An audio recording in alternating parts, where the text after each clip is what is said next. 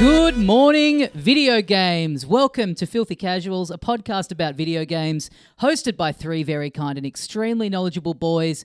Thank you very much for joining us. My name is Tommy Dasilo, and joining me, as always... Ben Vanel here, Tommy, and boy, we were just doing a bit of chatting to sort of, get some room noise. What is that? Room tone? I guess so. Visual room I thought tone? it was just a conversation, but okay. Well, that's what I was going to say. It almost just became a conveation that we easily could have had for like half an hour. You were complimenting me on my shirt. I thought that was genuine. You're saying that was just for room noise? Yeah. Oh. My name's Adam Knox, and the only reason we recorded that is so that we could digitally remove any mention of your shirt by matching the audios later on. Mm-hmm. Well, if you want to see the shirt, you can hop onto our YouTube channel. We're now filming these episodes, so if you're the sort of person that would prefer to consume this stuff over video, you can do that. And also what you will see if you head onto this episode is we got our little studio room popping off now.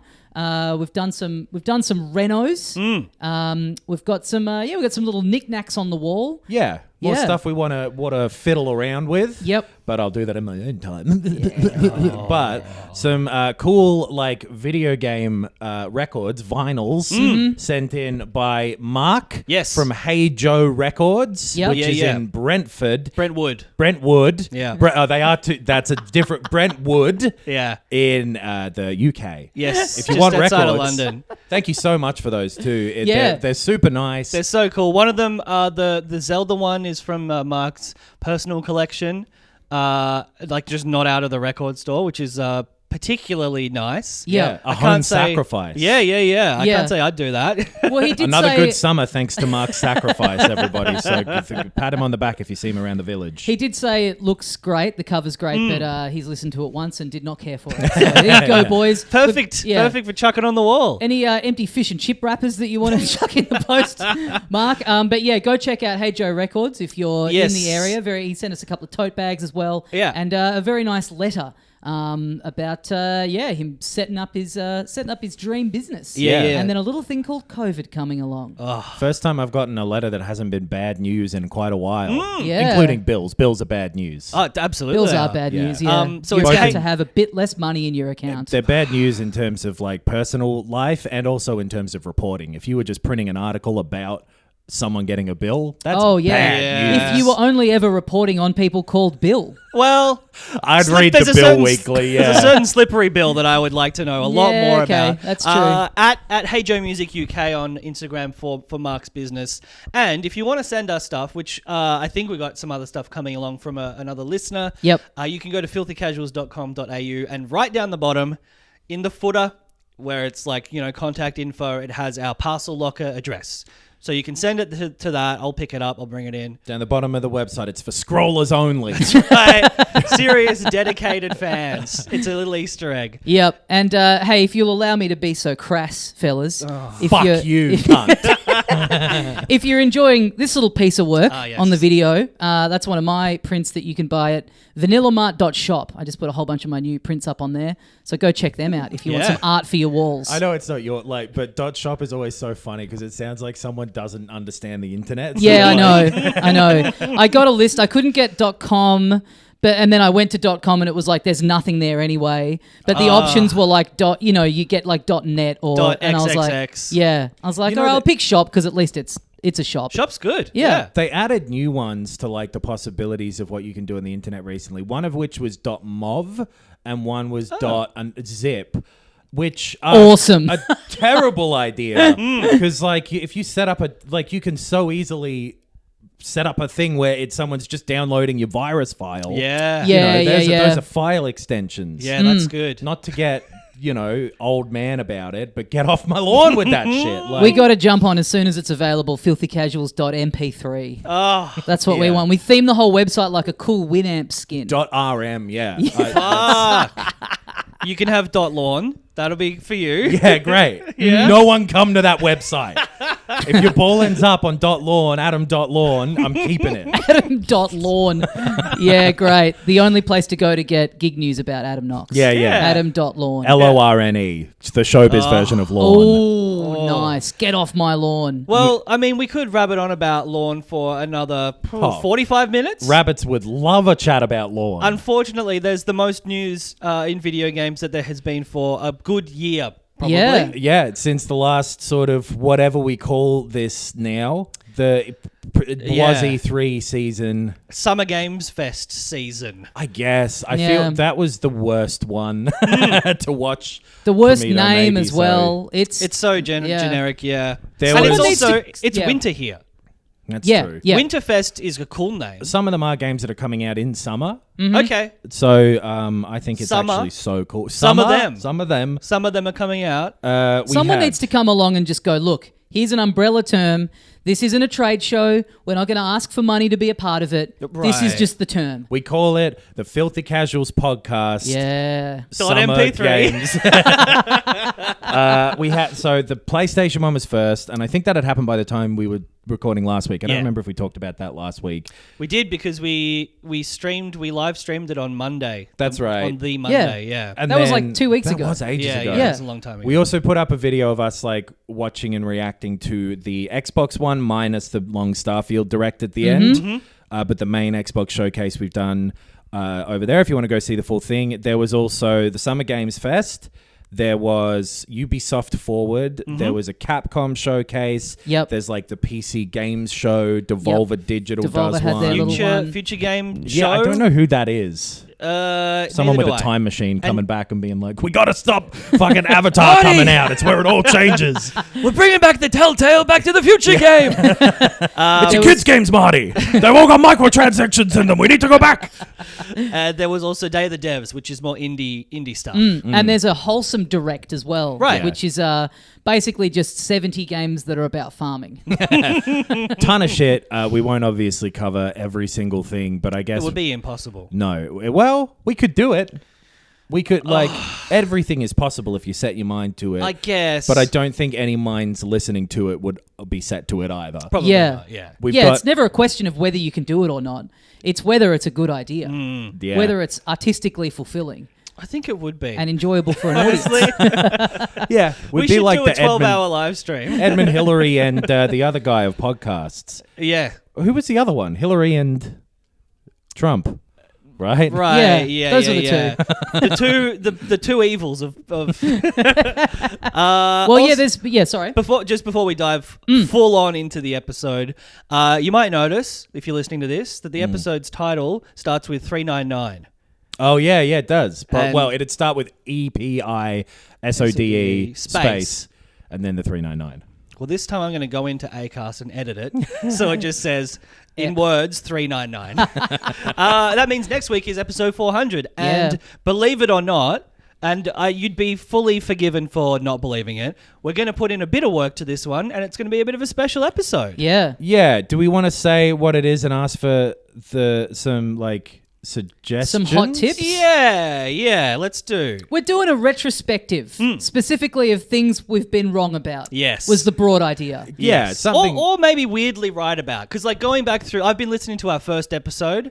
I'm punishing myself for some of the many wrongs that I've committed in the world and listening to us from 2015. It's literally what some versions of hell are, is you have to go back and relive your life Yes. through someone else's Yeah. eyes. Yes. I went through us talking about the Switch hands-on event that we went to Yeah. before it came out, and listening to myself talk on that was the worst experience I've had in a very, very long It's time. a really unique form of torture Yeah. that is still legal and effective. we And sound different. Our voices literally sound different. Right. Yeah. It's And crazy. You listen to yourself from that long ago and you think, this is mortifying because in my head, I feel like I've changed and evolved and matured and I'm a different person now. But deep down, you kind of know if you played that to anyone that knows you, they'd be like, no, that's just you. What are you Yeah. talking about?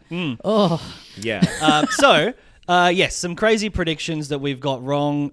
Some like weirdly, I'm sure we'll listen back to our very close to pre-COVID episodes and get some weird shit out of that. So yeah, we'll be playing some short clips and then sort of reflecting on those. If any moments jump to mind for you, the listener, get in touch, DM us, email us, and we'll try to include as many as we can. Yeah, once again, it'll be that, we've been doing it for like 8 years nearly, I think. So it won't be everything, but we'll be listening to it and talking about them and stuff. It won't just be a clip show or whatever. And it should be a bit of fun. Us cringing for at everyone ourselves. other than the people in this room. But filthycasualspod@gmail.com if you want to send us any hot tips for anything that sticks out to you. Maybe there's a moment you remember of a specific snub and or flub from over the 8 years that we've been doing the show. And or slip. Yeah.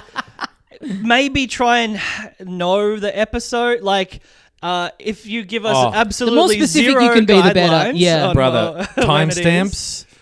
Look, if it's possible. Yeah. But we're not. It's not a full outsource. If you're one of those people people get in touch with us all the time and say they've just recently been going through the very early ones. If that's you, and you can pretty quickly call to mind when and where this egregious moment happened, where we said that E3 will never be cancelled.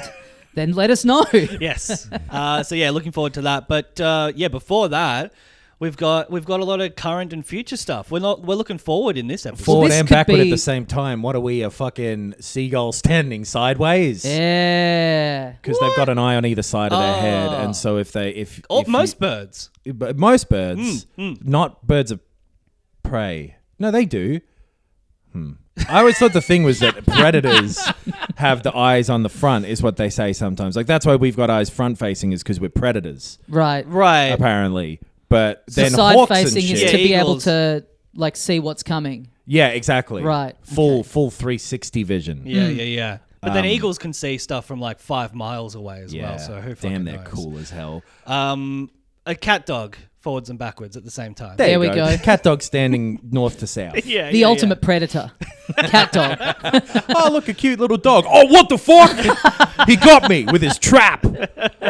But yeah, lots to talk about. One quick thing, I don't know whether we care to dive into this too deeply, but big rumor during the week, Universal are close to signing a deal for a Zelda movie. Yes. Yeah, there's been some of that. Like, since Mario came out, I feel like they were going like, we should do Zelda.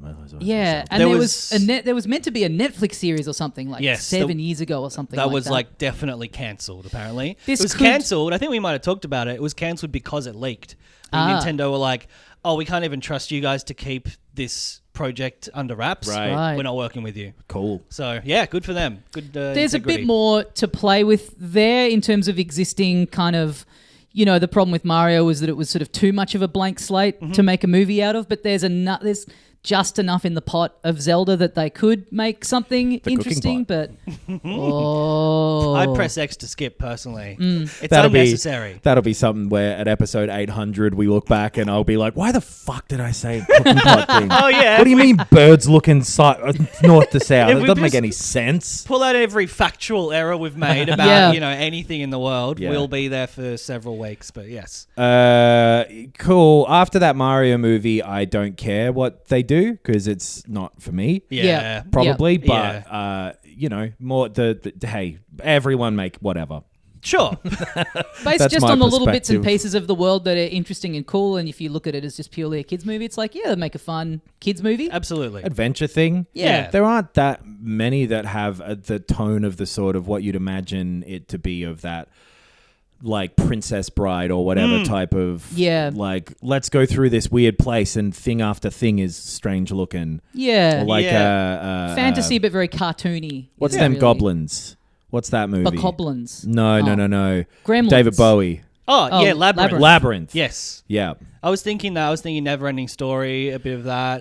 I could see it suiting that sort of tone, but again, that's just me remembering what kids' movies were like when I was a kid. Sure. So that's probably why. I think definitely put a CGI David Bowie with the same giant like crotch bulge. As Ganon. Yeah. And really give some young, pubescent children some confusing things to deal with. Right.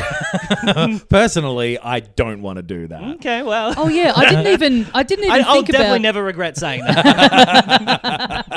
I didn't even really think about this. Have they said if it? I just assumed it would be animated, but maybe maybe right. it's not. I guess if it's Universal and it's not specifically the animation studio, Imagination? maybe they'd be making it. I feel like you'd want that one to be animated, right? Like it's also fantastical. Yeah. Probably. It is funny though seeing the responses online to either. It's like there are a lot of people who just, you know, loved the Mario movie. Right. And are like, yes, let's fucking go. Yeah. Or people who thought it was a disaster who are like, no, please don't do this to another of our beloved properties. Yeah. So, yeah, we'll see. I mean, I had that reaction to the Twisted Metal trailer that dropped as well. Oh, yeah. My beloved franchise. Fucking, I think I hadn't seen it when we talked about it off air, and I watched it, and it's Right. like, that like clown mask guy beating up Anthony Mackie. And Will Arnett is voicing the Clown Mask guy. Yes. As though he had never seen the film and the actor in the thing had never heard Will Arnett's voice. Like they're so mismatched. Yeah. That was part of the Summer Games Fest thing. They showed that in the middle of that. Right. So maybe that's a place to start with. There wasn't a ton in the Summer Games Fest. The two big things for me were they showed Mortal Kombat 1 at the start and some gameplay of that, and it looks like Mortal Kombat does, but that is a good-looking and fun story, cinematic mode thing fighting game. Yeah. Which it looked up to the standard of like 11, which I thought was great. 11 out of 10. Wow. Yeah. My rating system fucking sucks.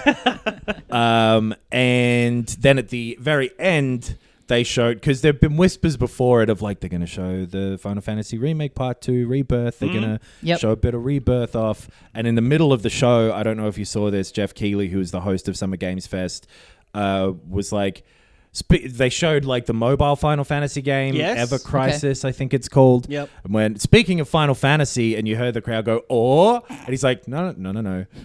Thanks to our partners at DoorDash, Taco Bell is offering Final Fantasy 14 codes," and like the crowd going, "Oh, boo!"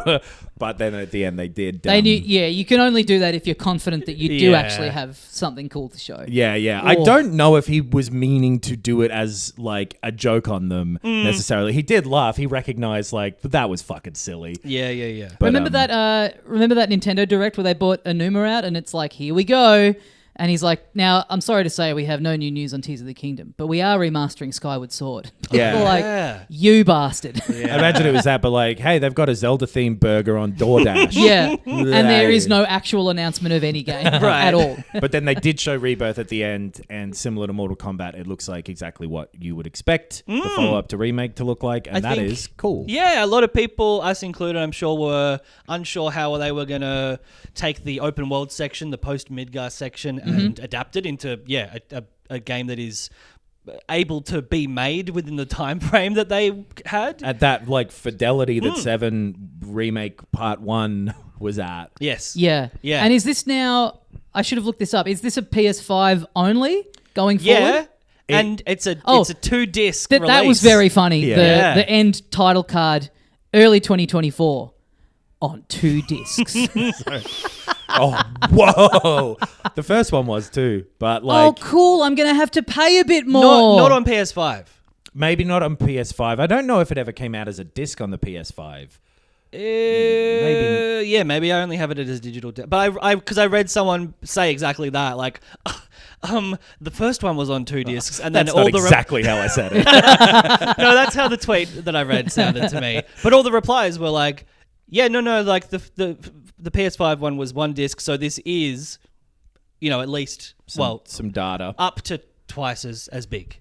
Yeah, right. It often works out that it's like the audio is uncompressed and stuff, so I wouldn't necessarily gear myself up to be like, damn, it's double. No, I think that's right. That's the install, right? Like, because Red Dead 2 was 2 discs, wasn't it? You had to.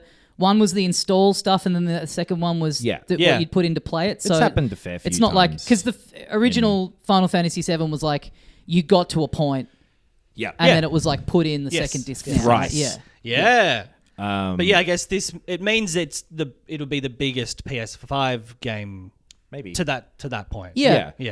But it's looking good. I've seen a lot of people kind of talk about how in this trailer it teases kind of a big twist, which is sort of lost on me because I have only played the original up until the point where remake part 1 finished. But how did you guys are you feeling jazzed up about the different direction that it looks like maybe this is going? Or? Well, I kind of already was after the first one because that takes a pretty hard turn from what the original game was and makes it quite clear that like we're doing something that's different. Right. It's like literally the goal of at least 2 characters is to do something different. Sure, the original game. And like it seems as though maybe at least one of the characters has some awareness that this isn't the same way it's happened before and so on. There's like one person who seemingly is alive who wasn't in the first one and so that's all stuff that's by the end of that first game. So I'm keen to see. It makes me a lot more interested than a normal remake. Yeah. To be like, not sure what to expect in some ways. And I loved how that first one played. It was so good. Yeah, I'm so pumped for part 2. Yeah. I think, as much as I love the original game, this is an interesting way to do a remake. No one else has done a game like this where it's like, and you can pretend the original game doesn't exist at all. Take that away, erase it. In the world of this game, it's just maybe parallel universes. It's not literally like the characters aren't being metatextual and being like, remember 1997's PlayStation 1 game, Final Fantasy VII? Totally. Not like within. It's more like a Spider-Verse thing or whatever. Yeah. But then it's interesting from a point of view of like the metatextual thing that is outside of the text of the game, which is what metatextual I happen to think possibly me. No, I think you're dead on that. That's not appearing on episode 800. So like it's a way, it gives you that thing of like, oh, all my favorite characters have 100 more discs, but then there's something fresh there too. Yes. It's really appealing to me. It's such an old game that even if they had have just overhauled the graphics and the combat and kept the story beats all the same, fleshed a couple of things out, it has been long enough that probably would have been enough for people. 100%. Because it plays like a completely different game in how it feels and looks and the combat and everything. It's enough for people with Dead Space remake and like the Resident Evil ones. But it is interesting that as a team they just clearly think this is just more interesting artistically for us to explore. And I love it. It's so I'd love to see more remakes do that sort of take on it. Especially since they're spreading it over these 3 parts. It is like if it was just Final Fantasy VII but spread over what'll end up being like 7 years or whatever. That's like, what are we doing? Right. But this is something fresh and exciting. So that's pretty cool. Other than that, the Summer Games Fest didn't have a ton that I immediately called to mind that I was interested in. Not brand new stuff, right? I think there was enough stuff of like, here's another trailer for this game that was announced a year ago or whatever. Right. Which was the entirety of the Capcom thing pretty much to get that out of the way. There was like a Phoenix Wright, the second 3 sort of remaster. Apollo Justice. And guess what field he's in? And like a Mega Man thing, but a bit more Dragon's Dogma and that sort of stuff. But the Capcom one didn't have much either. That's right. Yeah. I think they put out an extended Dragon's Dogma 2 clip, which I watched a bit of, and it still looks like an old game to me. Like they're taking this beloved, but like kind of cult hit game almost, and being like, all right, here's more, and it's like almost contemporary, but it just looks a little bit dated, which is a shame, but the fans of it, I'm sure, will be keen for it. Yeah, I'm still keen to dig up that first one and have a go at that, and because I'm really don't know much about Dragon's Dogma at all. Yeah. And I never intend to. I'm a little bit dogmatic about it. I can't remember what these got announced in, but there's a new game called Sandland. Yes. Which is I think that was in the Xbox one. Maybe. No, it was before that. It was somewhere in the start of the week. Maybe that was at Summer Games Fest. Right. I think it might have been, yeah. Right. It was an Akira Toriyama, yes, the artist behind Dragon Ball and does all the art for Dragon Quest. It's a manga by him that they're adapting into a game. It's like, what is it, kind of post-apocalyptic, driving around the desert in a little tank. Yeah. Little action-y kind of Yeah. thing. It didn't seem like an Action, RPG. It seemed like a open world sort of thing. sort of looking thing. The art looked cool. It does look like Dragon Quest when you make it into a game. Yeah. His art for sure. But he loves drawing his weird little tanks and his weird little cars. So I think that's his his series where he really flexes that. It's muscle. a bit of a Mad Max thing. It Yes. looks like. I don't know much about Sandland at all, but desert with cars. Yeah, and Yeah, little funny, cute monkey men guys. Little cute little guys all Yeah. walking around. They're like little demons, and there's those T-Rexes he loves to draw. Yes. He's just having a good time, and that is contagious. I love his art, and this looks cool. I feel like there's such a sort of rocky track record with the Dragon Ball games when they adapt them. There was that one that looked really cool that was apparently really bad, the Breakers. Right. The what is it? The asymmetrical... maybe it's asymmetrical, whatever it is. Multiplayer. Where Asynchronous? But you're all there at the same time, so I guess it's asymmetrical because it's like 9 versus 1 or whatever. Dead, whatever. Fucking hell. The Nicolas Cage one Dead now. by Daylight. Dead by Daylight. Yeah. He was at Summer Games Fest too, coming out and being like the only one of those famous people who's gotten on one of those stages where I've thought, oh, he's acting like a normal guy. Yeah, he It's hasn't so embarrassed crazy. himself. Yeah. Like you'd think Nicolas Cage would come out and be the most ridiculous one, but he's Yeah. like, yeah, I think like my son plays this game, so I know what it is, and I was really interested in finding out about the technology. Compared to like Al Pacino being like, oh, this is crazy, you little kids and your games.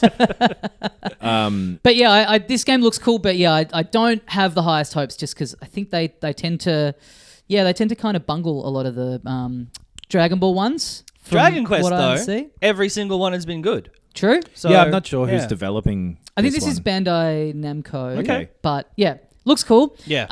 There was also an announcement, I think maybe again at the start of the week, of Sonic Superstars Yeah. from Sega. That was in Summer Games Fest Right. too. Yeah. A new 2D Sonic game. So crazy to me the way they showed this too, where it's like 2D Sonic's here, and then he walks in a 3D world, and it's Sonic going, "Oh, I guess I'm 3D now. That's a crazy novelty." Yeah. Cunt, you've been 3D longer than 2D. Yeah. What are you talking about? They've so done funny. this before with like Sonic 4, Sonic Right. Generations. Mm-hmm. Again.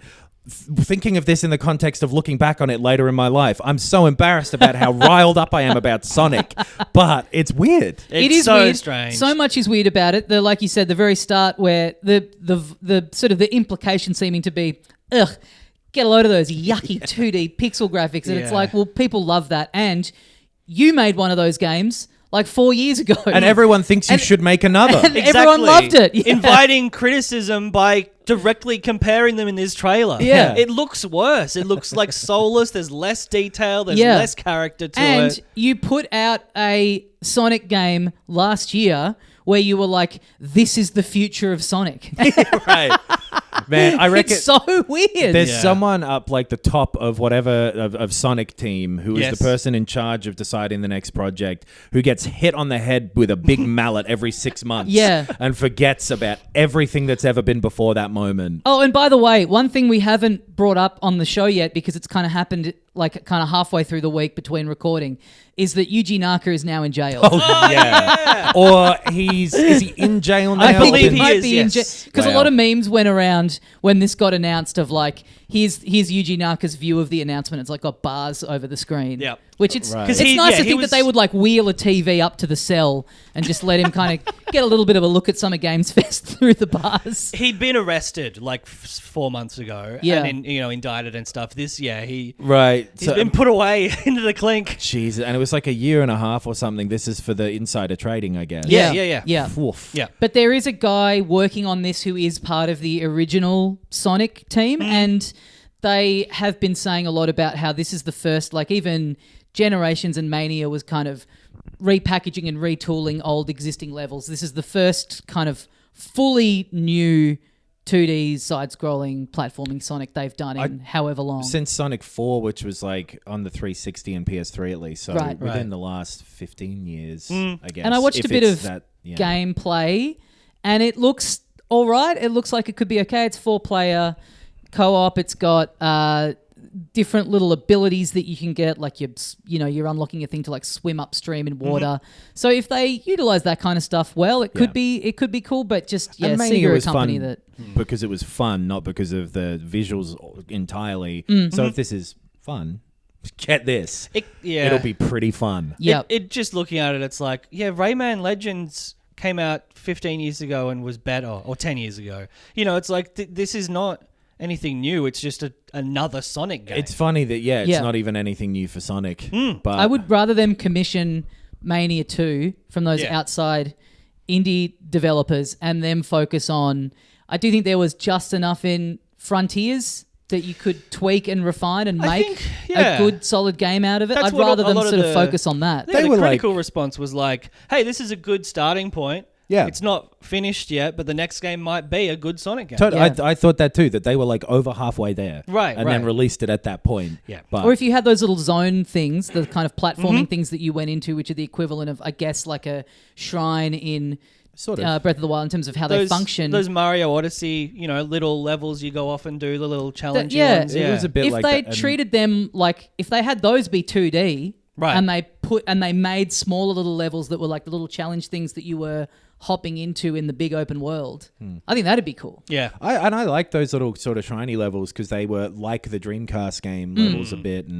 But there's that, time will keep circling back on itself with Sonic. You're so on edge now that at a certain point we're going to be looking back on this. I never think about the concept of time deliberately because it's just mortality. It's never good. Like, if you're thinking about time and video games at the same time, at one point your brain goes, oh, well, don't play any. Right. You've got to get out there and climb a mountain and kill a lion. I mean, Don't do that. No, I got to get into dentistry and start murdering animals. Cedrics.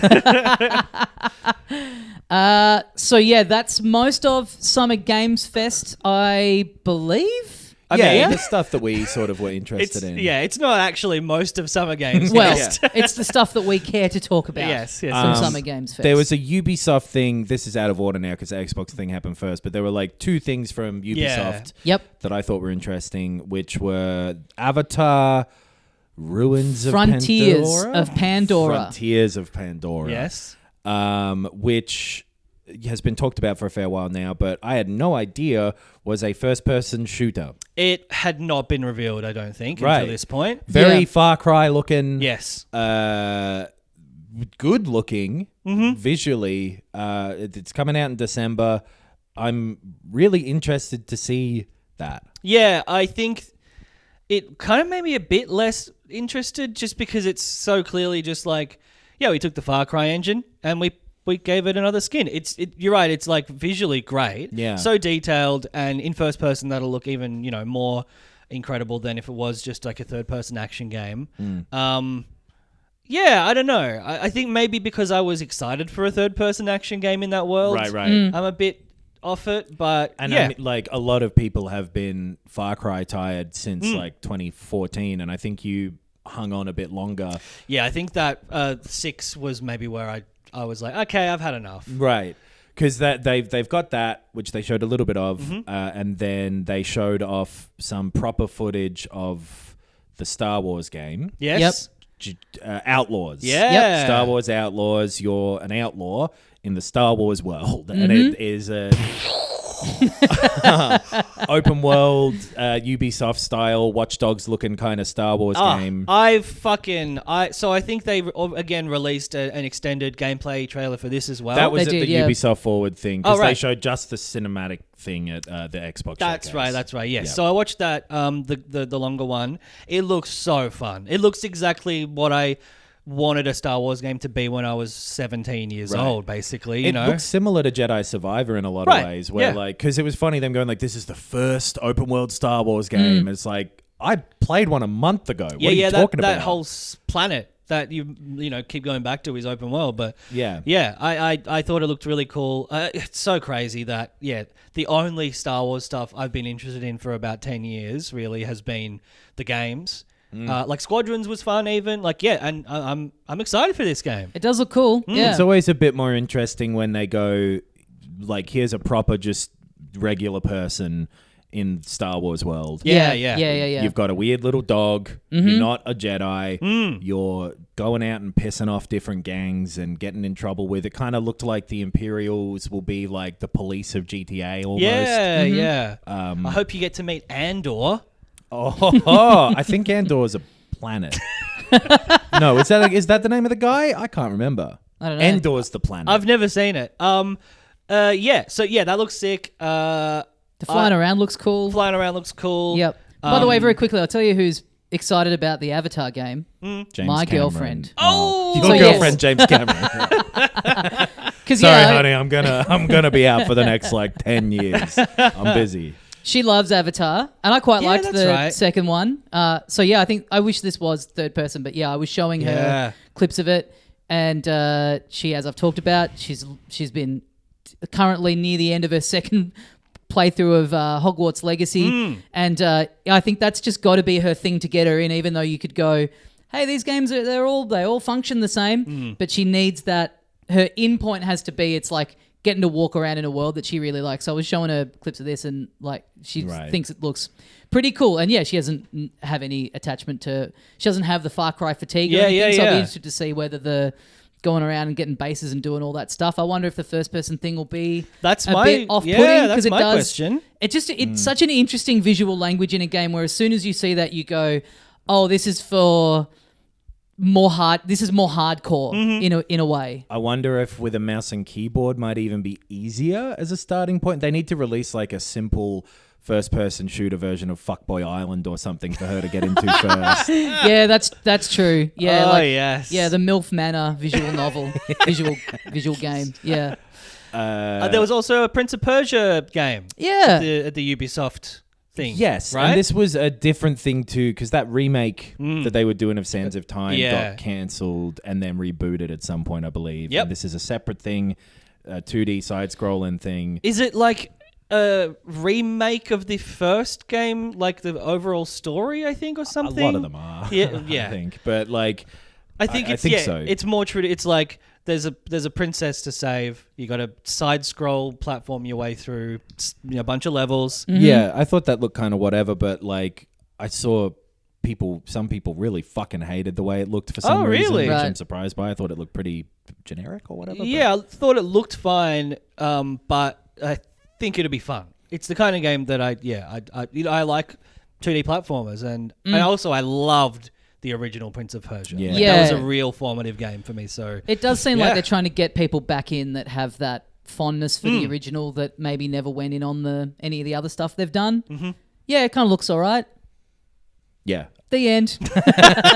They should get Sonic to do 2D. Oh. And then like a little bit of Assassin's Creed and stuff, which all looked like what Assassin's Creed looks like to me. I hadn't really taken much notice of the specifics of like it being a throwback Assassin's Creed. They're very much going, remember 1? It looks playing it looks much more similar to 1 and 2 of like, it's actually about like fun platforming more than, like timing based combat, and like it ended up just being a melee combat game, not a traversal game. Right. And by Valhalla, people I think were so exhausted by that format of because they only did 3. They did Origins, Odyssey, and then Valhalla, right? Yes, but then they were all such long games, massive and quite repetitive stuff in them too. And I think people are a bit tired of that format, so they've gone back to the well. Yeah. It does feel weird. There was a point where an Assassin's Creed felt like it was coming out every 6 months. Yeah. And then all of a sudden it feels like it's been ages. I think that literally was, because they were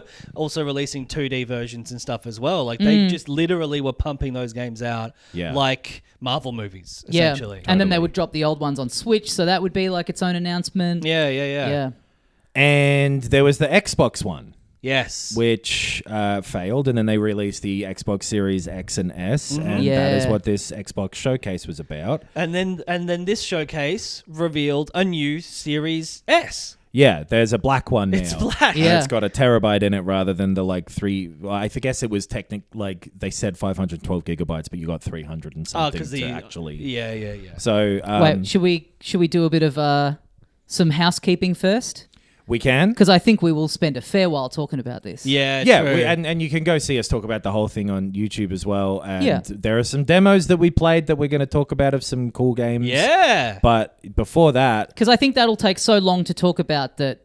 I mean, our hair will be at a different length by the time we finish Comically so. doing all this. Yeah. We'll be looking back on the start of this podcast episode and thinking, how can we be so foolish and have such short hair? But if we look back to the middle of it and go, damn, you know what? We were right about how Manscaped make fantastic personal grooming products.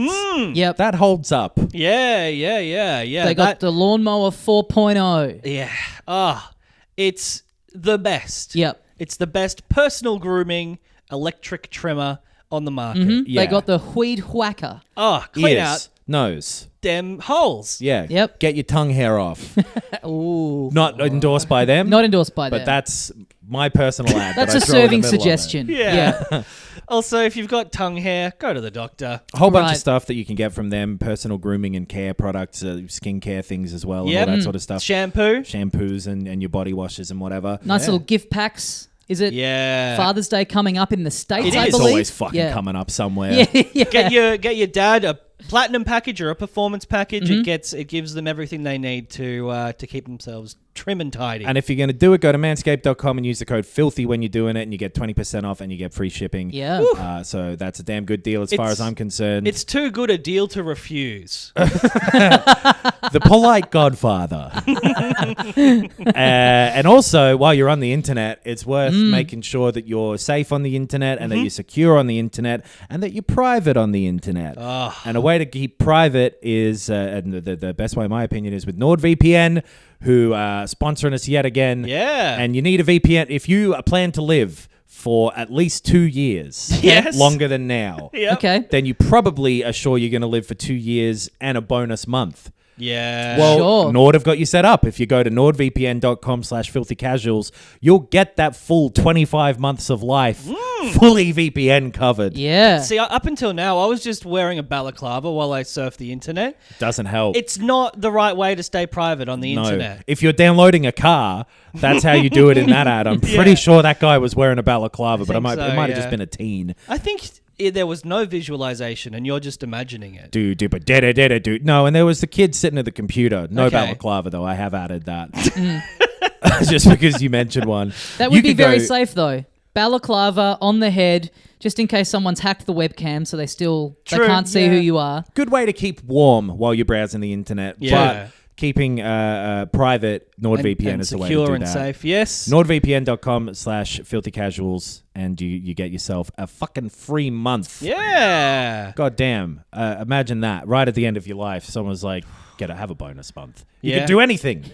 30 days It's a like week. You're the like- opposite of being a smoker or a heavy drinker Yeah. or what else do I do? Binge eat sweet food. The doctor says, prognosis is, get back out there, Yeah. brother. Getting the extra month when you're like, I'm on my deathbed. I can't walk. I Oh, can't true. breathe without the machine. I'm ready to go. Yeah. Please. I'll give it to someone else. I'm 108. Yeah. Please. But Xbox. Yeah. Yes. They had a bunch of stuff. We reacted to a bunch of that in that video, so we won't like retread too much ground. But No, well, that highlights? went for an hour Yeah. plus, so we don't have time. No. Mm. I don't have that bonus month. You gotta go. What were your highlights? Well, I thought way better presentation than I was expecting. Yeah, me I too. felt like we were about to really hit presentation fatigue. Right. Where you're even seeing it a bit with a company like Capcom feeling like they have to show up and do something, but they've just put out 2 massive games. They Yeah. don't really have anything too significant ready to show yet. But they still fucking fill an hour with Yeah. bullshit. And the Their Sony was one awesome. as well the other week, I think we all kind of felt like that didn't need to be put out yet, or it didn't need to be an hour. So I didn't really, I really felt like these companies just put these on because they feel like they have to at a certain time, and they are filled with a lot of third-party stuff or stuff that is just not really of interest. But All filler, no killer. yeah, I thought this one was great. Yes. Really consistent all the way through with Well- stuff that's all pretty interesting. And well formatted Yes. compared Yeah. to the Sony one, where a lot of the reason for the Sony one is that you're watching similar looking cinematic trailers for things Yes. again Yeah. and again. Yeah. But this was a lot of in-game footage, very little just like music montages and talking and whatever. Like mostly actually a trailer for a game. Yeah, in-engine cutscenes, but in-engine as well. Mm-hmm. And a lot of them had the game. But yes, some including Fable, which I was surprised to see Richard Ayoade in. Yes. I don't know if they'd had mentioned that ever before. I don't think so. I think this was the Keanu moment for Xbox. Right. And they had their Keanu moment. Yeah. They had both. This kicked off the show as well. So I imagine the whole point of that was like, hey, we've got interesting casting and you're finally seeing a bit more of this game. Which also looked like they haven't set a date for that still. I don't believe that was in there. And the little sort of snippet of actual what looked like a character being controlled was you were tiny and Richard Ayoade was huge. Mm-hmm. It's like that Ragnarok fight. Yes. Yeah. But I think I can't remember where I saw this, but there's basically, if they didn't say 2024 at the end of a trailer, assume it's at least 2025. Surely, right? Right. Yeah. But Fable, I guess, has been in development for a while. They had that I don't remember when it was. It must have been 2020, I guess, when they just showed like a fairy flying up to a flower and then getting squished or something like that. That's right. Yes. And this is the first thing since that we've seen, and it looked, like a game. It's not Lionhead, obviously, because they don't exist anymore. No. It's other... It's Playground Games who make the Forza Horizon games. That's right. Yeah, that's right. Yeah. And those games are great, and they're very fun. A lot of great British narration in those games. Yeah, I'm glad they've got at least Richard Ayoade to do a little bit of different voice acting. Yeah. But they did mention during that, and we've kept Fable's classic humor and all that. Oh, did they say Famals? He flubbed it the first time, but they left it in because it makes Phil Spencer seem more human. Yeah. They did the whole thing live. I think he is a human being. South of Midnight was the next thing we saw. I think we all thought this looked cool. This was like a kind of swampy Louisiana blues kind of thing with a bit of semi-stop motion, right? Yeah, weird kind of seems like it's following the trend of the Spider-Verse and a lot of the Teenage Mutant Ninja Turtles animated thing that's coming out is very lower frames, gives that sort of janky kind of look. But we didn't see any gameplay of this, but just tonally and aesthetically and everything, I think we all thought this looked really cool. Yeah. Keen to see more of this. Was an interesting one to chuck in there second. This was the point where I was like, all right, this is all pretty interesting. And they showed a bit of the CGI thing for Star Wars and then Avowed, which was almost the opposite of South of Midnight, because it was all gameplay, I think, first person spells and stuff, but left no impression. Yeah. Which is a shame. It's Obsidian developed, which are, they often insert more personality into their games than similar ones of that genre, and I'm sure this one will have that in the dialogue and whatever. I'd be surprised if it didn't, but just in terms of the stuff they showed, it was first person fantasy combat stuff, which didn't look bad. It just was like, oh, okay. It just kind of came and went in the context of this presentation. That's probably one you're gonna need to play, and then it'll be like, oh, actually it's very Moorish. I guess they know that wherever that is in development, it's going to get its kind of proper moment in the sun at a presentation down the line. Right. There was a weird thing they said about it afterwards as well, where they said they pulled back the scope of it somewhat, where they wanted it to be their Skyrim, but then they were like, actually, we realized we're better at making more detailed, more they didn't use the word constrained, but that segmented almost, like Outer Worlds. They were describing Outer Worlds, which fine. Would have been cool to see them fucking go for a walk with it. But they're going for a stroll. Sure. If they don't have enough energy to do that bigger walk, you don't want to stop halfway. Yeah, you don't want to get puffed out and collapse. You're stuck in the middle of nowhere. Yeah. You're walking in the goddamn wilderness. That's right. You should have brought a phone. But you were pretending it was fantasy times. It's not bloody Don't Starve. We don't want to get lost in the wilderness. Well, it is. Now it is. It would be Starve. Oh, yeah. Starve. If the game was called Starve instead of Avowed, I'd be more interested as well. That's a cool title. Yeah. Avowed, pretty. But the little Monkey Island thing, Sea of Thieves. Sea of Thieves Monkey Island crossover, which looks cool. Yeah. Ron Gilbert came out during the week and said he had no idea that this was happening. Oh, God. Wow. That must be pretty so rough. weird. Yeah. But at some point, your kids leave home and they're doing stuff, and you're like, what? Yeah. But he made one last year. His thing was... I forgot that he was... I thought he wasn't involved with that one too in my head, but I'm wrong. Yeah, you're right. Fully he made it, that one. yeah. He said something like... he's had two things where he was like, I didn't know anything about this. This all kind of happened behind my back. Then later on he said he got a heads up, like I think like right before the announcement, like, hey, we're announcing this. It's the second biggest heads up I've ever seen.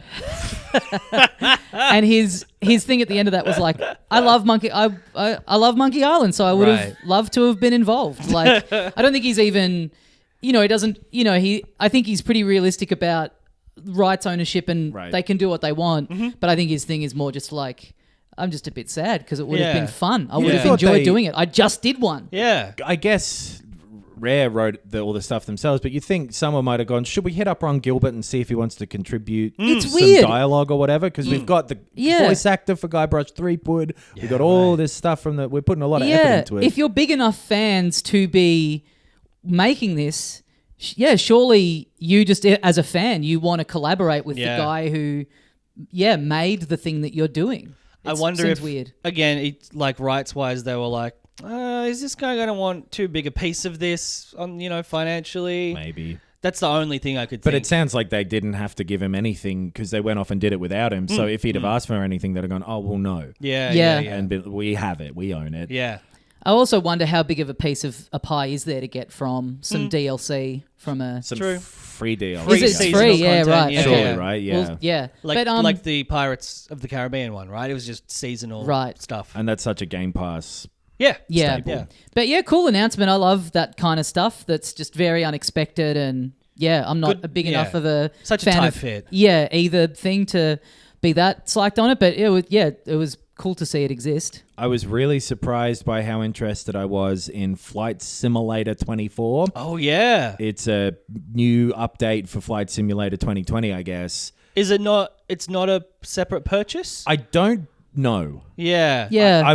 My assumption would be that it isn't a distinct game, that it is an update, because again, that's a very Game Pass focus. They get it here, but you can buy the game, of course. But they did get to the end and sort of bring up the Flight Simulator logo and then put 2024 on it. So it seems like a thing that you would really make that distinction of this is coming as a DLC or an add-on. My pack. assumption is it's like Overwatch 2, where it's like that's just Overwatch, but you just put a 2 on the logo at some point. Sure. Yeah. But I'm basing this on nothing than pure instinct. But this has pure like animal assumption. You're doing rescue missions. You're putting out bushfires. Yeah. A bunch of actual sort of little activities to do. I think it had a hot air balloon flying thing. That's right. Yeah. Also like a dune helicopter coming to the regular game sooner than this. There was races. There was... like landing on a aircraft carrier. Yes. Like a bunch of... rescuing people in the sea. Because that Top Gun thing was kind of fun because crop it had dusting. Had a mission. Crop dusting. You get what I would have made a joke about. Yeah. But it like the Top Gun thing that they added was really fun to have like an activity of, hey, fly through these mountains. Yeah. And I'm looking forward to them putting in a little bit more direction. Someone like me kind of needs that to have a good time. Well, I'm going to have to direct you to purchasing it as its own standalone game. It's a new game. It'll be on Game Pass, I assume. You can still launch Flight Simulator 2020 after this comes out. It's not replacing anything. Or it is a purchase that you could buy standalone, as in it isn't an expansion. It's not an expansion. Everything that is in 2020 will be in 2024. Right. Okay, so one of those, like, okay, cool. Yeah. Unreal Tournament 2004 was a timely, relevant example to use. And like, all the add-ons, everything that was like paid DLC for Flight Simulator 2020 is in 2024. Oh, cool. Plus these modes. So like, cool. It's... If you were someone who bought 2020, like outright, and paid for every DLC thing, this might be a bit annoying. Yeah. Given that it's the same game plus you can't game just get modes. this stuff for $15 or whatever. It's always the way with flights is you think it's one price and then they're like, by the way, if you want to bring a bag, fucking cough up. Yeah. Well- when you put it that way, that's very smart that they've made it so on brand to the flying experience. If you wanted I don't think Flight they're Sim- stinging the pilot with all those extras though. If you wanted Flight Simulator 2024, you should have bought the Flight Simulator 2020 insurance when you got it. It's really on you. Yeah. Look, our bad. Here's a food voucher for when we bring out Flight Simulator 2026. You'll be able to get a bag of pretzels and Oh, Yeah, look, from DoorDash. We'll pay for 75% of your hotel. See ya. Hellblade 2, they showed like Yes. a quite uninteresting to me cutscene out Yeah, of. Basically. regardless Very of slow, yeah. my own feelings about one, this just as a trailer, I think this was like a poor slice of the game to show off. They showed, honestly, I think a fantastic trailer for it at the launch of the Series X or the Around announcement then. for around then, which was very dynamic, big, like crazy monsters, very exciting. I think it was sort of tied in with their push of like, guess what? Unreal Engine 5 is going to be sick. Right. Yeah. And barely any games are going to be using it even 3 years from now. See ya. I think there's more like user tech demos that have been uploaded to YouTube Right. using I know. Unreal 5. I've There was that seen more Matrix like- thing. Princess Oh, yeah. Peach's Castle has been remade in Unreal Engine 5 Right, than right. Yeah. actual games. So yeah, a bit of a dull trailer, but still, I mean, should be a good game. Then we got our first look at.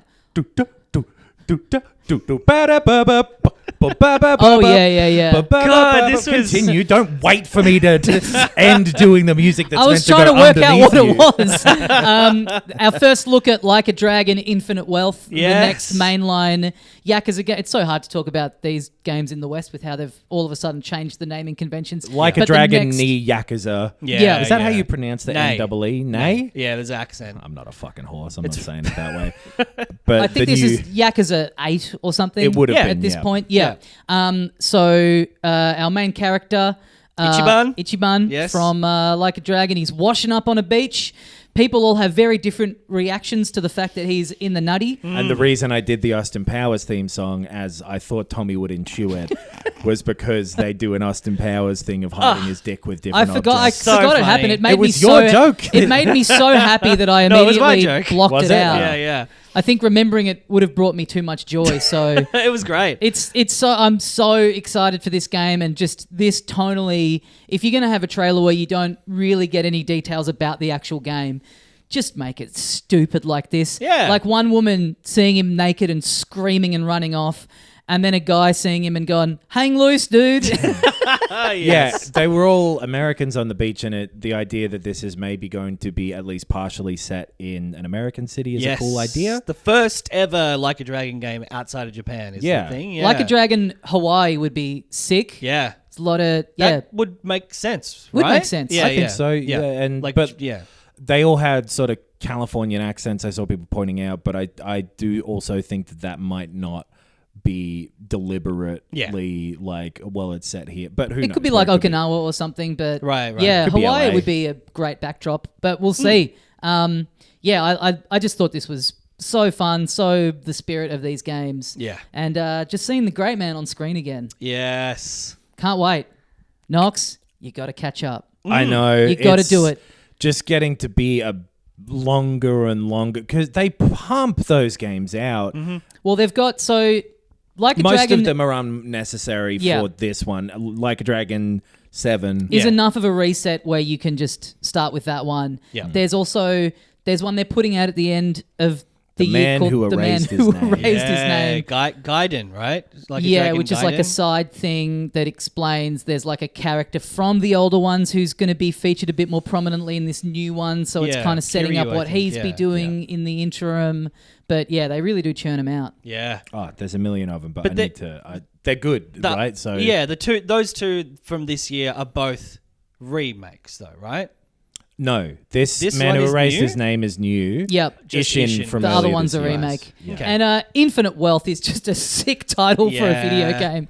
God, running that candy store. Oh, Yeah. So fun. Then we saw Kunitsu Gami Path of the Goddess, a new Capcom thing. That's right. That looks cool. It Yep. looks similar mechanically to sort of like an Okami. Very I sort didn't of... think that from seeing it, but possibly. Okay, but it looked a bit kind of hack and slashy, It did, sort yeah. of very stylized art style is more what I kind of got from it. Yes. Yeah, very, very. That sort of like mythical Japan type Yeah. of drawing-ish looking thing.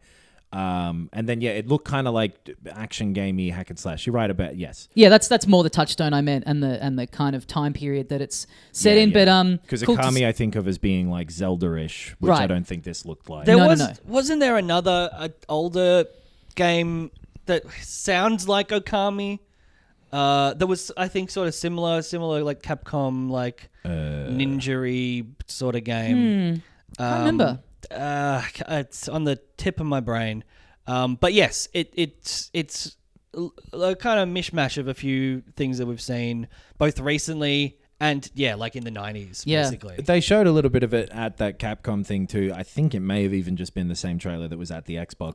I think it actually was. Right. Which, again, I find it so weird with these presentations all happening in the week how it all works with Ubisoft going, well, we'll show the cinematic trailer at this presentation, and then at our own presentation I kind of think, don't you just want to announce and do the whole thing? It's so weird how and then Capcom just going, we'll just show them at multiple. It all if seems they're trying very to strange. snatch up 5 headlines throughout the days or something, but And like, I guess, you chuck Outlaws in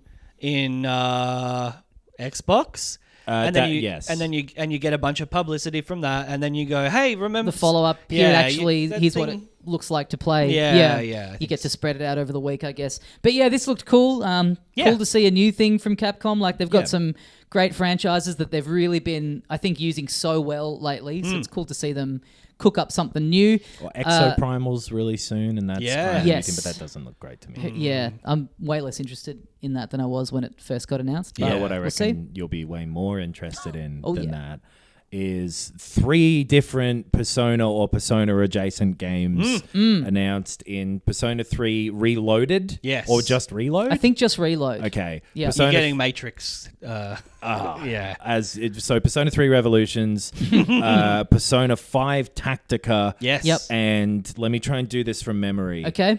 Metaphor ReFantasio. Yeah, you got it. Fucking did it, dude. Fucking hell. I'm the king. I thought Metaphor was they'd weirded it up, but Yeah. no, fuck Metaphor. Do I need to play Meta 1, 2, and 3 fails? No, this is a standalone Yeah, it's brand a new new game. thing. Yeah. It's from the people who did Persona 3, 4, and 5. Yeah. That's it. As it was playing, it looks so much like Persona. Yeah. There was a lot of weird for a trailer to have so much stuff of people going into the menus. But Right? fuck Almost- me, the menus look awesome. Exactly, though. which almost seemed to be making the point of, what good looking menus means. Yeah, and then it yeah. was like from the makers of Persona 3, 4, and 5. And we were like, that's awesome if that's the thing they're saying about Persona 6. Right. Is that it's from the makers of 3, 4, and 5. But no, it's I think been sort of known about for a while as Project ReFantasy. Oh, And okay. this is like a different, not Persona game that still will probably play quite similarly It to Persona. looks- Like in the yeah. trailer, you can see there's social links and stuff apparently. Right. But it's a fantasy setting. Yeah. Is there differentiation that Persona is always happening in like a modern context? And I think you're a school kid, and As- it's like yeah, those right. sorts of things. Because when at the start of the trailer, when I thought, this is cool, we're seeing Persona 6, I thought, this looks good, but I kind of want my Persona game to have funky modern music and be in a city and be school kids. Like, so yeah, it's cool that it's going to have all that flavor, but be its own it's got separate like thing. Yeah. the Shin Megami Tensei broad stuff of like you can see the pixie looks like the pixie thing, and Right. those Yeah, But yeah. but also like not in Shin Megami Tensei world. No, it's separate. So I don't know a ton about how each of those many different versions of those games really make the distinctions between themselves, but they do, and this is a different one. Yeah. I wonder what this means for, they must... And it isn't a Shin Megami Tensei game by No. name, at least, as well, which is Right.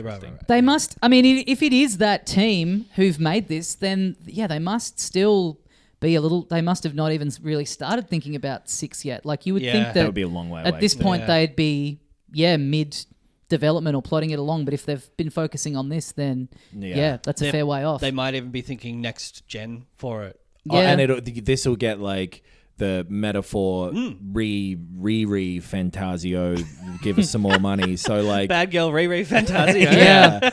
But the 3 remake looks good. Yes. I saw a thing online that they've cut a character out of it that people are pretty angry about. Sort of, not really. So Okay. there's like 3 different versions of Persona 3. This I do know for some reason. Persona, Game that you've not played? no, not really. Great. Persona 3 Portable is the one that came out last year on new systems. Yep. Yes. Which contains a gender-swapped version of the main character. Okay. She's not in this. Okay, right. Okay. And the stuff from something called Persona 3 Fez, which was the royal version of Persona 3, Right. there's additions to the main game, which will be in this, and then there's a separate afterwards follow-up-y game called The Answer contained in that is shorter and is Okay. not in this. Okay, right. And I don't think is particularly well liked on Sure. its own. But so they clarified that the upgrades that were made to the main game, other than the female protagonist, are in this remake. Right. Does that make sense? Yeah. Yeah. All right. And this does look Time pretty... for me to go to sleep. This looks like a pretty substantial ground-up like remake. Yeah. More in line with like a Resident Evil than just like an upscaling. Yeah, it looked all right. Yeah. Yeah. And also, Persona 5 Tactica. Yes. A sort of Fire Emblem-y version of Persona Persona 5 that's got a kind of a, not quite fully chibi, but definitely in that realm art style that doesn't fully do it for me. I just think the style of 5 is basically perfect. Yeah. I would rather them have just kept that, but gameplay-wise, it looks interesting. Looks cool. Yes. I think you said on the stream, Knox, it looks a bit more Rabbids, Mario plus Rabbids, Sparks of Hope, in that it's like you're moving around in a sort of radius rather than a grid, maybe. And just that kind of simpler-y kind of that type of tactical game rather than like a Final Fantasy Tactics or Disgaea or one of those like really, really... Deep. Yeah. Yeah. Your XCOM. that type of noise Yeah. would summarize how those games feel to you. And that's universal. I think, what it was Kiki and Booba. You know those? No. They're my favorite radio hosts.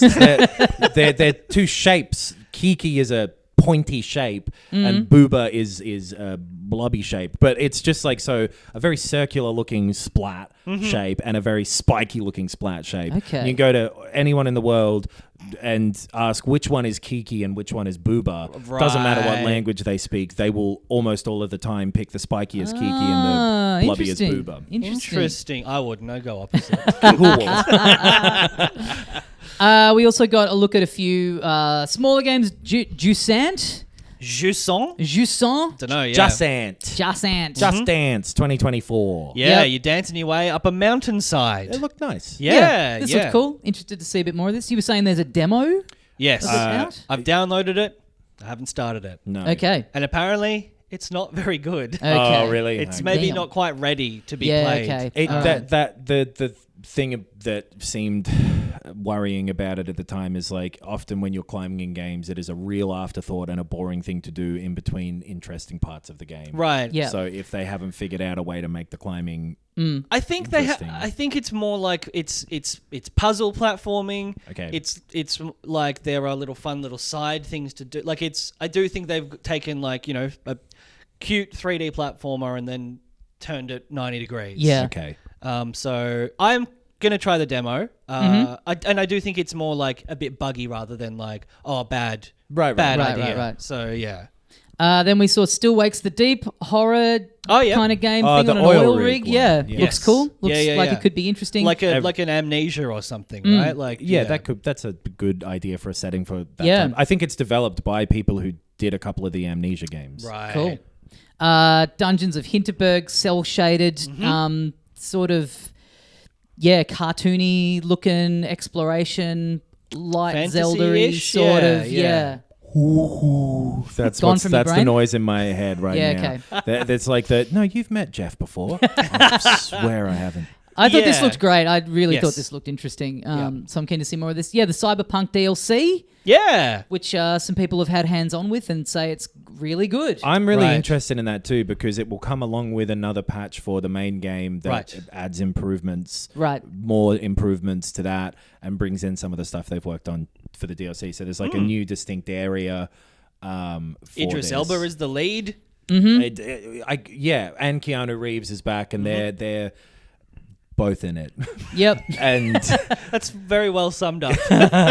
there's new area and stuff, but I'm really looking forward to it as an opportunity to go back and play probably fixed, improved Cyberpunk final version-ish type of thing. Yeah, I'm keen to dip back into. And like it from a lot of the hands-on stuff I've read of this Phantom Liberty expansion is that it fixes a lot of the problems that some people had with the story and the pacing of the original. So I've seen a few guides of like, here's how to do just like what you need to do from the start to just get yourself to that expansion. Oh, yeah. If you just kind of want to streamline straight through to that. I think now that the whiplash has worn off as well for people of like that game not being the sort of world simulator that it was more pitched as than it maybe should have been, and that it didn't end up being, and the fact that it is kind of more of an action game with a bit of an open world thing. I think that might be fun to revisit it with a proper idea of it in I also think they like fixed a lot of the open world stuff, right? Cool. Like they fixed a lot of the AI, and that's part of this is that like the police and stuff are better and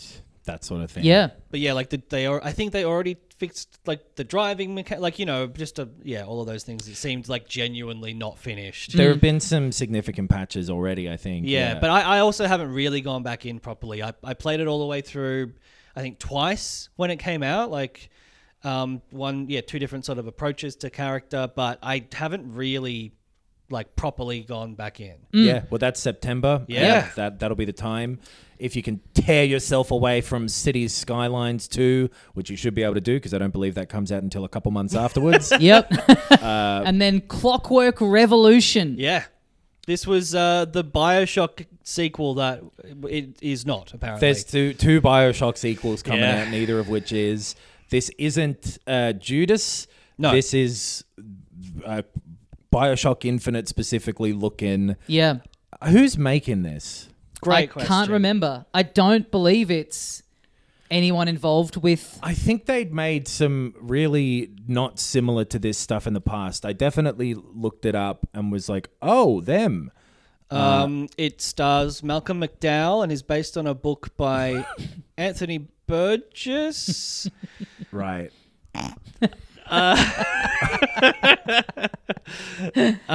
see. Microsoft responds to Clockwork Revolution, BioShock Infinite comparison. Oh, they've responded. That doesn't sound like the what developer. Where is it? It doesn't exist. The have game you Googled just with the word developer? No, I got distracted by this headline. Okay. Well, while Ben plays angry bloody birds over there, it was someone who hasn't made a similar game to this before, I believe. So that was the main...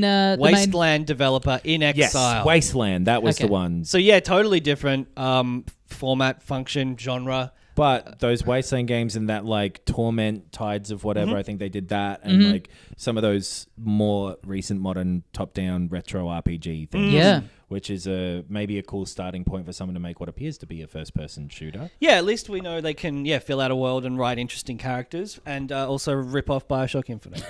Like fucking to a crazy degree. Yeah. So that was the guts of the presentation, and then there was a Starfield Direct, did they? Yeah. I think they specifically called it, that went for 45 minutes. Yeah. Big old deep dive into the game. Todd Howard getting up there. Yep.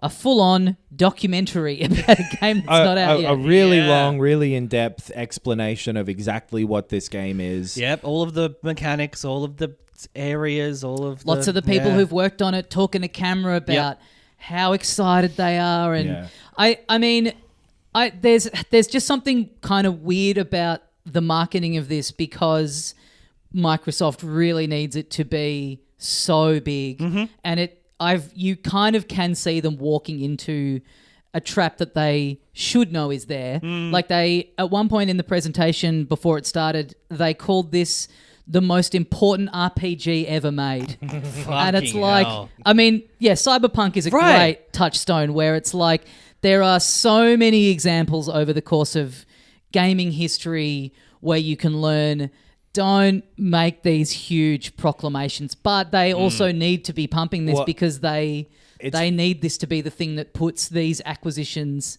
and Game Pass really on the map, It's right? funny too that like a lot of what they were showing off here is real like, hey, remember No Man's Sky? I was going to say we're doing a lot of that stuff, but then Skyrim's in it. Yeah. They've ripped off both the user interface and the overpromising of No Man's Sky. Absolutely. It's a very similar format. I only kind of skimmed through this long thing because I do really want to play it with relatively fresh eyes.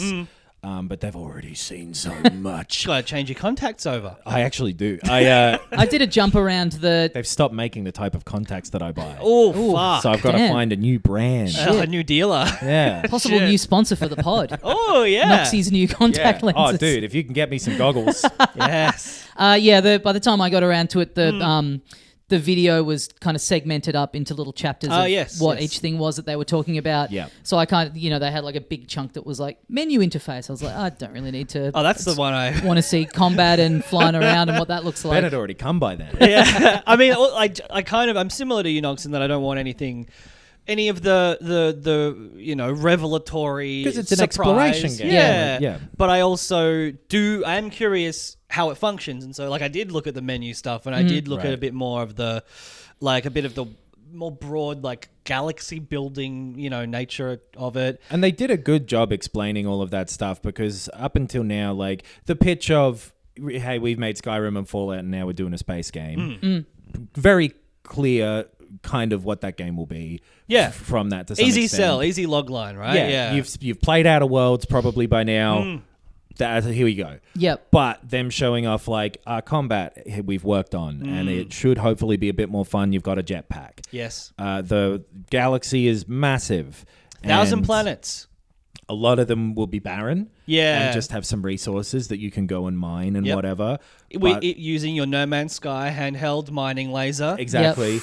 And walking around near your No Man's Sky strange-looking space turtles. Yes. It was very funny the bit they were like, we worked really hard to make the aliens in this game seem like native fauna of the planets rather than seeming like alien monsters while they're showing this montage of alien monsters on the screen, which I'm not against alien monsters. You kidding me? I don't think anyone is. I love don't know them. why they feel like they have to go against that. And they're going for this real grounded, this is what it will really be like to explore space. And I like that aesthetically, like the sort of retro future, glowy panels on the ships and all of that is cool. I liked that because initially, one of the things that we heard coming out of development was like, it's not Mass Effect. There's not alien races. It's like, no, it's cool that there's alien animals. Like that's what you want. We don't want the moon, like just like especially wasteland. 1,000 moons. Yeah. But so from that perspective, it looked cool. When they were talking about the style and the aesthetic,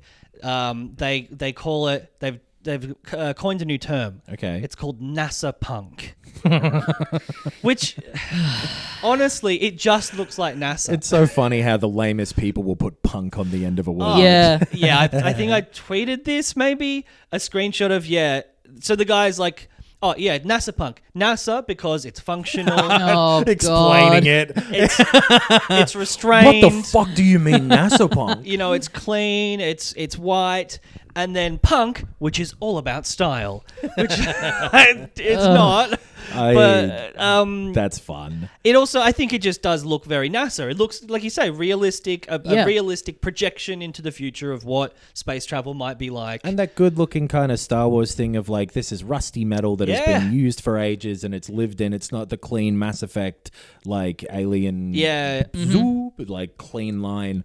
Because which they can did, be good. But they showed a bunch of like the internals of the spaceships, the cockpits and stuff, where it's like got like decals and like empty coffee cups and like it is lived in. And then they should also show that you can like the ships are modular. You can build your own ships. Right. You can buy parts. You can come across things and space salvage flight, stuff. Space combat. All of that. Yes. It looks really cool and in depth. Yeah. From a like technical like. Here's your massive universe and here's how you'll explore it mechanically and da-da-da. And then they didn't go too much into the story and the writing and the dialogue and that stuff, which will be the thing of how much can that carry you over this million planets or whatever. Right. Which it's, I have been carried through many hours of Bethesda games before. So I'm very hopeful that stuff will be engaging. I think it could be. Yeah. And that the shooting is maybe a bit better too, if it's so much of a focus in this one. Right. That'll be it, like shooting your gun and flying backwards in zero gravity because of that. Sure. I don't know if that's how actual real world physics would even make it work, but it looks cool. I think it probably would, right? Would, yeah. Because there's it's no an explosion pushing backwards at the same time as pushing that way. So and there's no resistance. Get Newton in here. Where is he? I agree. Because just the thing that they constantly are harping on about the 1,000 planets, I don't care. Yeah. Like, I don't, especially if a lot of them are barren. I just want to know that 8 of them are really interesting and, fun to explore and have hidden things. What if 800 of them were Carl Barron? Now you're talking. Would that change? This is the funniest fucking galaxy I've ever seen. Yeah, sold out audiences on every planet. Yeah. How you going? So I did. There was a clip of the story stuff and the characters of. It's like you meet a group called Constellation and they're whatever. Pretty, honestly, pretty Bethesda-esque facial animations, design. It does do that, kind of weird zoom in and everything else freezes and, centers the frame around the guy. But stuff, which is not a problem. And, just the texture-wise, it just looked, that was the only stuff in it that didn't look impressive. And I'm actually... It just looked okay. I'm really looking forward to this game. I'm really hopeful that it will be one of those ones that I'm like, holy shit, I don't understand how I've played this for 150 hours. Yeah. It doesn't feel like that. Yeah. Whatever. I think if they pull this off, and they've been out there saying this is our least buggy release ever. I know. And stuff like that. We're cool. If you're right about that, that's exactly what you need to be doing right now. And if the game is as engaging and you're saying it's our biggest city in terms of size, but also stuff to do and the quests and this, if all of this shit that they're spruiking works, it feels like it could be the first properly next generation feeling game. Right. Yeah. But they really, with the way they've been hyping it and talking about it, they really also have set themselves up to have a very bad time at launch. I would hope that they're not saying this. The reason they're saying this stuff is because they are so certain that they can pull it off, and they have seen the response to something like Cyberpunk and gone, let's just not say this unless we know that we've got... But Todd Howard and Bethesda are some of the most hypiest hype men in the game. Yes. Where when Fallout 76 was coming out, they were like, this is the shit, dude. We're doing it. We love it. In every one of their games. And as they have to, of course. But I hope it pans out because it could be something really, really fucking cool if it works. If it actually lines up with the pitch. I wanted to see what that specific statement was about the bugs. It was, so they said it will have the fewest bugs of any game from Bethesda. And that is a quote from Matt Booty. That's right. Yeah, Matt Booty's the Xbox guy. His and name sounds like butt. You can't deny it. It's fucking funny shit. They're locking it at 30 frames on console. Bit of consternation about that. Yeah. Yeah, it's becoming more and more like Final Fantasy 16, the demo we'll talk about in a minute, is much better in the 30 frames mode, same as Jedi Survivor was, just because of the consistency versus... I don't mind not having the choice. Yeah, if one of them isn't going to run very well, then... Because that's what... I've talked a lot about how I kind of don't like knowing that there's an option in the menu of being able to switch and play it slightly differently. I always feel like I'm kind of shortchanging myself one way or the other. So I'm fine for the developer to go, this is the game, this is how it runs. We want to get that, we want that clarity. We want you to have that clarity. You won't notice the difference once you're playing it. Because higher frame rates are better. Yeah. But a more consistent frame rate is better than a wobbly high Absolutely. frame rate. Yeah. And Tears of the Kingdom was fucked in that respect. Yep. And I plowed through because the game is amazing. Yeah. Jedi Survivor was not great in that respect, and the game pushed through, it is just we're approaching that point where there was that little sweet spot where for fucking 3 years now we've been playing games that were made for the previous generation of consoles anyway. Right. Yeah. So of course they all run at 60 there for 10-year-old plus hardware. Yeah. Yep. So we're just hitting that point now, and it's not the end of the world, but it's also damn, I like it nicer. Yeah. Which... And it's on PC too, so if you've got a great PC, true. That's probably where you are if you deeply, deeply care about that sort of thing. Yes, which I do, and that's where I'll be playing it. Hey, beautiful. More options, the better. Yeah. A whole galaxy of them. It's cool. Actually, I'll be playing it on my laptop screen. Yeah, while I'm remotely overseas. from a server. And Yeah. it's cool that as well, this is a thing that happened with Horizon 2. There's like a premium upgrade thing, and that's not the cool bit. You get like the expansion. They've got an expansion when it comes out, and you get like a digital art book, and you get the 5 days early release and whatever, which I was like, damn, it comes out on a day where that would really help for the podcast. So I've gone in on that upgrade thing, which you can get even though the game is on Game Pass. Okay. You don't have to pay for the full game as well. Oh. You have the main game on Game Pass, then you pay the $50 upgrade thing. All right. Which is an okay thing. And so that was the case with Forza 2. What date does that mean you get access to September 1st, I think. Fuck. Yeah, you're gone. Yeah, it's like the second day I'm in the UK. Yeah. But for me, fucking goodbye shower. That's how the point in my life I've gotten to where goodbye girlfriend doesn't even... Fuck, I'm going to go on a nice holiday, see the UK. I guess, I don't know if I've mentioned it on this podcast. I'm sure maybe the bonus, but I'm going to the UK for 3 weeks in September. So, Filth, hit me up. I'd like to have a beer with some people. And then I'll come back. And then I'll go to Starfield World for probably the next 3 weeks. Perfect. Fuck yeah. But yeah, I hope that game is good. Yeah. Yeah, we'll see. And good all of this presentation shit as overall. well from this Xbox thing. So much of it is on Game Pass too. Yes. Which Yeah. is nice. We also had a couple of demos drop during the week for stuff that we're all pretty interested in and excited for. The Lies of P, the Pinocchio game. The Pinocchio Dark Souls game Yes. that's coming out. That is so much fun to hear the word puppet get said so often. Yeah. It makes me laugh every time they're saying the word puppet because they're saying it so grimly and so somberly that hearing someone be like, wow, everything changed after the puppets. It's right. Yeah. I was really... but it's good. This was such an unknown quantity, like kind of unknown developer.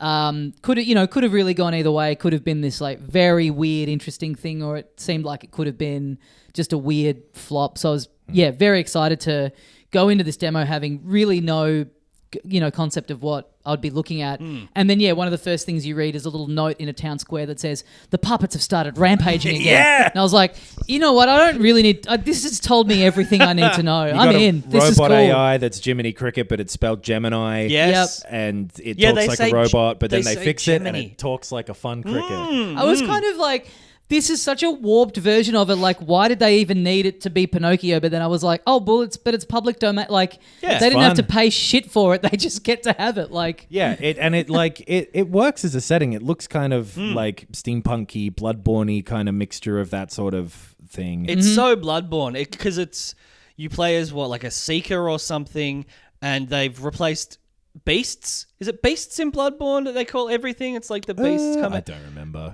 Because you're like in Bloodborne, you're a hunter. You're hunting beasts. It's a big hunting night. right. And in this, you're a puppet, and you're hunting puppets. Yeah. But yeah, like visually, it's so similar. It plays essentially the same. When you take damage, you can get on the attack and get some of that damage back, which is the key mechanic of Bloodborne. Yep. There's you've got 2 item slots, and one of them is like your equivalent of the Estus flask or whatever, is your like get some health back potion. And then you've got like this grinder on your elbow that sharpens your sword, which dulls over time as you're fighting, sharpens your weapon, which is kind of weird because it should feel like, well, why am I doing this? Because I always have access to infinite of it.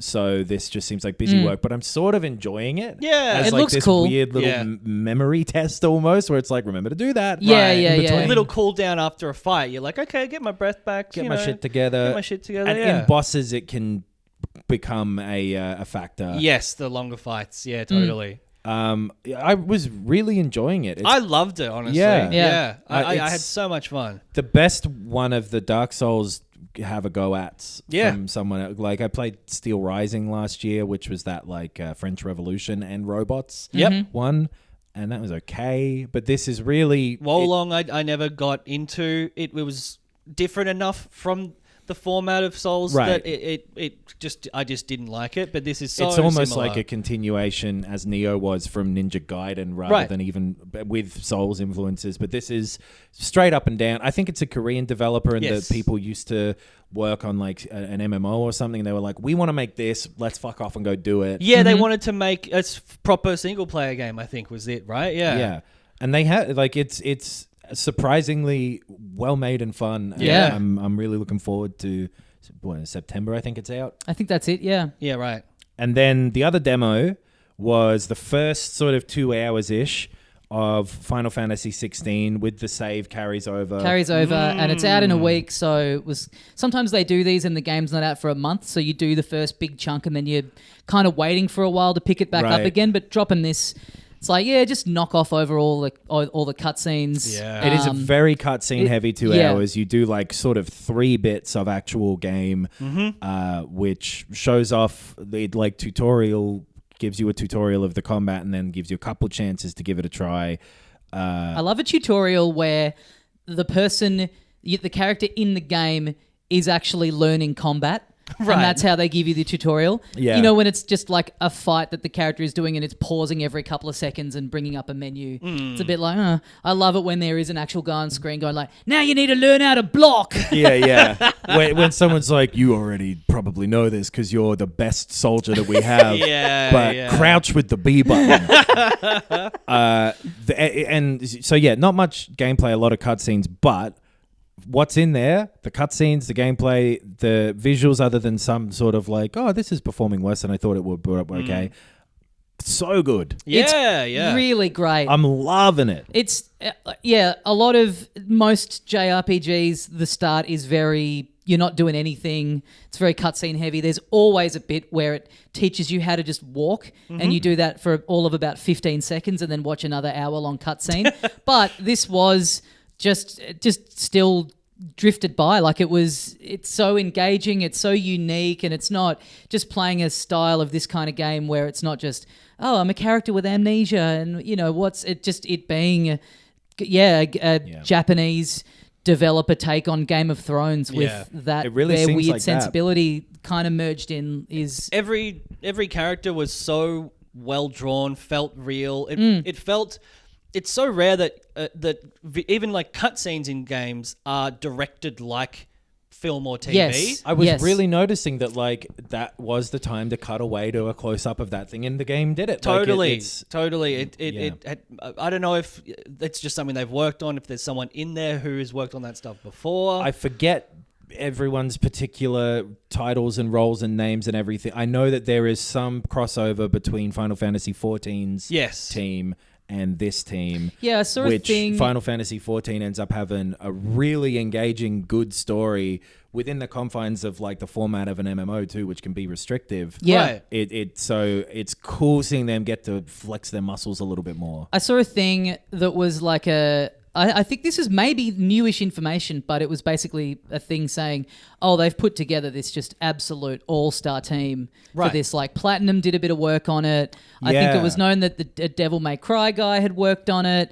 Some Kingdom Hearts people. There's like the composer is a guy who's very well known and done heaps of stuff. It was just basically this list of like all these people that they recruited in and the stuff they've done in the past, and they've really gone for it with the team they've assembled. And it's great because like it's the time for it, where 15 was quite a while ago now, and I think is, especially now over time, gotten a bit of a lukewarm reception. I don't think it's that fondly looked back upon. I it's really very enjoyed messy. it. But yes, absolutely. So much of the story was in a separate movie. Yeah. Which itself was not a particularly good movie. You know, like... Yeah. But that was Nomura? I don't remember. I think, maybe? Because that was the team who did fucking... not Fortnite. The one that came out this year. Big game. Woman goes back and she's like, what the fuck? Oh, Forspoken. Right. I think it was. And also did Kingdom Hearts, maybe? Like, was the director? Sure. I don't know. Anyway, yeah, you're right. It's 15 was a long time ago, and it just had the genesis of the combat that is now in the Final Fantasy games. And the visuals. I think the 7 remake, kind of everything around that is the thing that's sort of really rebooted people's opinions of this franchise. Because 13, thumbs down from a lot of people.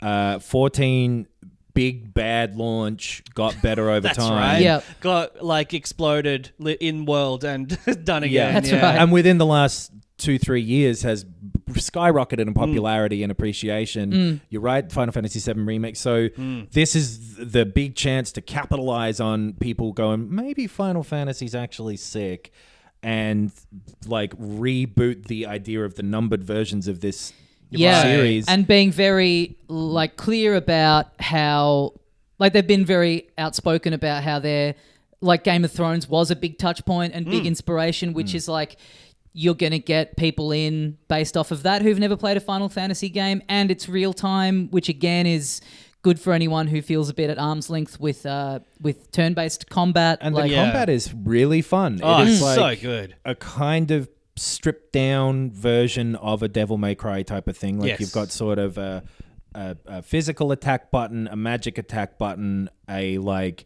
power button that in with this. It seems to change based on I forget what version of the word they use. Icon? That your big magic guys. Yes. And it closes the gap in this, and then you've got a dodge button. And also the melee attack button, if you're far away, just does magic too.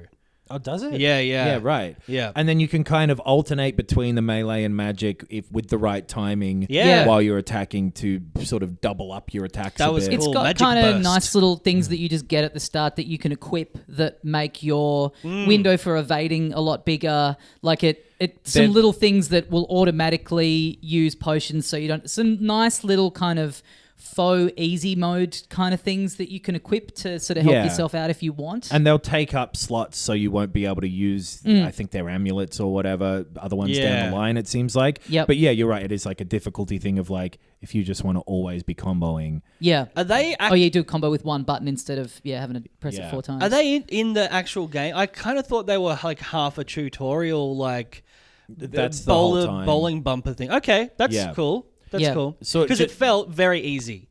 I didn't try those ones, but Right. I didn't put them on because it does make it. It does sort of say to you like, hey, if you want to make it a bit easier for yourself, you can use these. Because right at the start, it also goes, do you want story mode or gameplay mode? Yeah. Action mode, I think it was. Yes, action mode, yes. Which again, I do like that delineation, like not calling it easy, like just it's basically, hey, if you're not as familiar with action games, pick this. Pick this one if you have played a lot of action games. I kind of do like that. We talk about difficulty and accessibility a lot. I like the wording of not being like, oh, you're playing on baby mode. It's like, I like Game of Thrones kind of stuff. I just want to go through and see all of this. I don't Starting need from to... the point of like, hey, why are you here? Yeah. You want a long movie? Cool. Right. Sick. You've got it. Yeah. Because the story is, I agree, the characters are really well portrayed, well acted, well written, and like this chunk of the story that you're doing that is literally the first 2 hours of the game. The game will go between different periods of time, and this bit is like, I assume, current day Clive. Man, so good. Compared to my expectation, I think that's why I'm like so positive about it. I have very low expectations for the characterization, for the writing, right, for the plotting. Even like I've enjoyed previous Final Fantasy game stories, but I just didn't expect much from this, and it's surprisingly good. They can be a mess in a way that this one doesn't seem to be. Yeah, where this was like structured really smartly, where. Start with a hook, go to this bit, then go back to this bit, then end up back at the hook, and you're like, oh shit. And it's like just that first 2 hours, like there's a character who like, you're like, I don't know about you, and then you're like, uh-huh. And then like it just is really engaging and moving at a good pace, even though so much of this demo is cutscenes. Yeah. I'm really interested in what they're doing. If it was like an anime series, I'd probably be just invested in watching it. Yeah. Like so the combat is fantastic, with the exception of the big icon battles where you're essentially just holding down triangle. It's sort of like a light gun game almost, or something like that. I don't get the impression they're going to be a focus. I bloody hope not. Yeah, they just or seem like you will get several of them throughout the game that will each have a slightly different way of. Yeah. But it's basically a big action set piece cutscene thing that I agree is like a little like this went on for weirdly long. It just does seem like this should have been a cutscene, but we'll just throw it. It's like a quick time event, right? We'll just basically throw in a little extra for you to do just for the heck of it. And the spectacle of it, I guess. Yeah, because in this bit you're not getting any of like exploring a town really, or like any of that stuff that I think will probably be a lot more of a, because you get like one little view of the world map. That has sort of some like I really like that world map. I do. I like the setting and stuff. I love a too. duchy. Yes, it's all I love a grand duchy. Yeah, super like medieval style fantasy stuff, but with just like enough flair on it and enough like, oh, these crystals are buckets. Basically, you're pouring water out of these crystals. Good for you. Yeah. Yep. And all of the some of the traditional Final Fantasy score is back, but redone in like, with like a chorus of, like yeah. You know what I loved was just shit. there's a bit near the start where some stuff's like exploding and falling on you, and it's like your little crew have to run out of there, and just that the really tough British thing of like seeing a fantasy sequence like that, but then you've got a guy going, fucking hell, look at that bastard. Yeah, I do like that. Yeah, there's the like towns and shit have ridiculous names, but every person has a normal name. They're all like Clive and Bill and Barry Erwin and stuff. Tyler? Was that one? Is there a Tyler? Yeah, there is a Tyler. Wade. Joshua. Yeah. Wade. It's like, these are just... Wade from... I wonder if Biggs will show up. Well, he's Wedge. Oh, yeah. Yeah. Okay, well, I thought they should have been called Wedge and Biggs too. Yeah, Wade and Tyler. But I love that about it, and the fact that they're just like swearing. I saw someone be like, "Why aren't they using in-world swear?" I'm like, "Fuck you!" I hate it when they do that. Grumptions. Exactly. Yeah, that's stupid. That's why the sort of there's like a really very over the top anime little part of like a sort of half boss that you fight towards the end, the armor guy. Oh, yeah. Who is like a voice of a specific armor guy from 14. Oh. So there's going to be fun little things dotted throughout like that, it seems like, as well. Look, spoiler alert, I think there's a character called Sid in the game. Whoa, does he fly? I think he might be. Sid Meier's? Yeah. He's got a penchant for flying around. Yeah, so all of that. The classic FF franchise stuff or FFF stuff. Doing it because it was so weird during like there's like a scene in a kind of courtyard when the king comes back, and I could see that as like little sprites from above, and I knew the way they would move if it was like Final Fantasy IV. And it's like really doing a good job of being its own thing and being new and modern and calling to mind that really classic Final Fantasy stuff that I'm just super into. And because the demo carries over and it's only a week away, I reckon give it it's only on PS5 is one thing about this game at this point. It will be on PC later, they've said, at least there, but it'll be more than 6 months for sure, and probably a fair bit more than that. Now that you mentioned like the older games, I did read this morning a little interview puff piece with IGN that was like, I think 4 or 5 of the major creatives on the game talking about their favorite Final Fantasy games. Right. And a lot of them were like 3, 5, 6, 12, like all of the classic, medieval fantasy, dark fantasy ones.